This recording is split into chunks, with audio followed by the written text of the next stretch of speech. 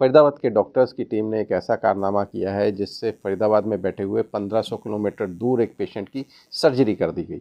क्या है पूरा मामला, बात करते हैं। हमारे साथ मौजूद हैं डॉक्टर मोंगा। डॉक्टर साहब, पूरा मामला बताइए कि कौन पेशेंट था, कहाँ की कितनी दूरी थी और क्या उसको कॉम्प्लिकेशंस थी। एक पेशेंट थे, ये कलकत्ता में थे, एक प्राइवेट हॉस्पिटल में, जिनके किडनी से जो यूरेटर आता है वो ब्लॉक हो गया था। उनका 3-4 सेंटीमीटर का यूरेटर, बिकॉज ऑफ उनकी कुछ सर्जरीज हुई थी, उनकी वजह से ख़राब हो गया था। तो पूरा यूरेटर को रिपेयर करना था, जो कि पहले कई सर्जरीज होने की वजह से बहुत चैलेंजिंग हो चुका था और उनका ओपन सर्जरी प्लान हो रहा था।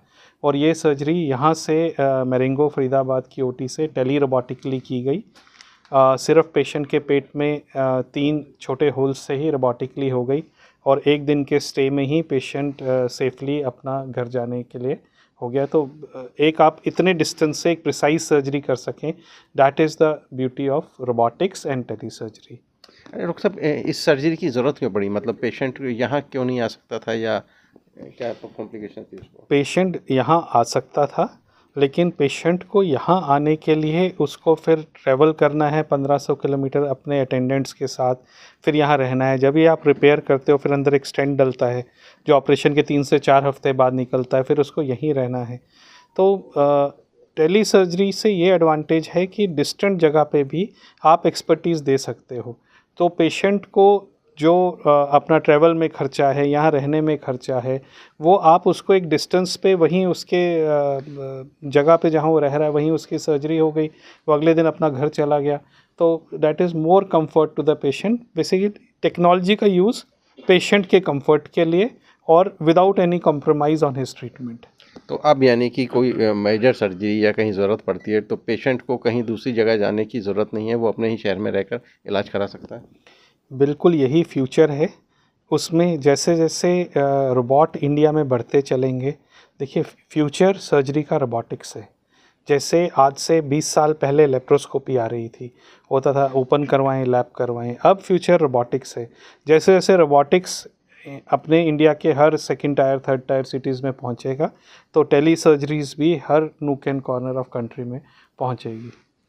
अच्छा डॉक्टर साहब, अगर बात करें कि कॉस्टिंग की, तो क्या कॉस्ट भी कुछ इफ़ेक्ट करती है इसमें?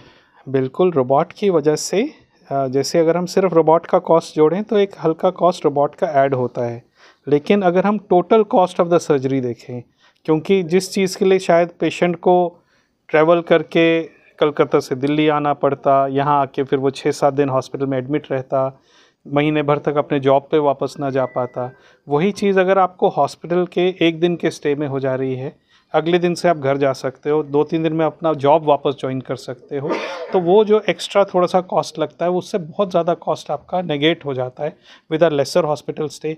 और एज सच अगर हम यूरोलॉजिकल कैंसर सर्जरीज कर रहे हैं तो उसमें ब्लड लॉस नहीं रहती, प्रिसीजन ज़्यादा रहता है, पेशेंट जल्दी रिकवर करता है, तो ये सबसे फ़ायदा ज़्यादा है और कॉस्ट उतना ज़्यादा नहीं है। हमारे साथ डॉक्टर मंजीत भी हैं, बात उनसे भी कर लेते हैं। डॉक्टर साहब, कितना चैलेंजिंग था ये ऑपरेशन? ये कोई आज के टेक्नोलॉजी को देखते हुए बहुत चैलेंजिंग तो नहीं था। हमारा टीम बहुत एक्सपर्ट टीम है। हमारे पास द बेस्ट रोबोट जो मिंत्रा का है 3.0, और हमारे टेक्नोलॉजी आज हमारी इतनी एडवांस हो गई है कि ये सब अब उतना चैलेंजिंग रह नहीं गया जितना आज से कई वर्षों पहले होता था या कुछ टाइम पहले होता था। ये मेरे हिसाब से तो कोई चैलेंज ज़्यादा आज की डेट में नहीं था। तो यानी कि इस तरह से सभी तरह की सर्जरीज हो सकेंगी अब? डेफिनेटली, जैसे डॉक्टर साहब ने बताया कि फ्यूचर इज़ रोबोटिक। जैसे जैसे इनोवेशंस बढ़ेंगे, लोग तरक्की करेंगे, रोबोट्स अच्छे आएंगे। आज से कुछ साल पहले शायद ये भी रोबोट्स नहीं थे तो ये भी सर्जरी नहीं हो पा रही थी, बट अब रोबोट्स अच्छे आने लग गए हैं, उनकी टेक्नोलॉजी इनोवेशन बहुत अच्छे हो गए हैं। तो जैसे जैसे ये तरक्की करेंगे तो हमारी अदर सर्जरीज़ जो शायद आज रोबोट से नहीं हो पाती हैं वो भी इंक्लूड होती जाएंगी। और एज डॉक्टर मोगा सेड कि हमारा फ्यूचर इज़ रोबोटिक सर्जरीज, वो दिन दूर नहीं है। बात करने के लिए डॉक्टर लोकेंद्र भी हैं हमारे साथ।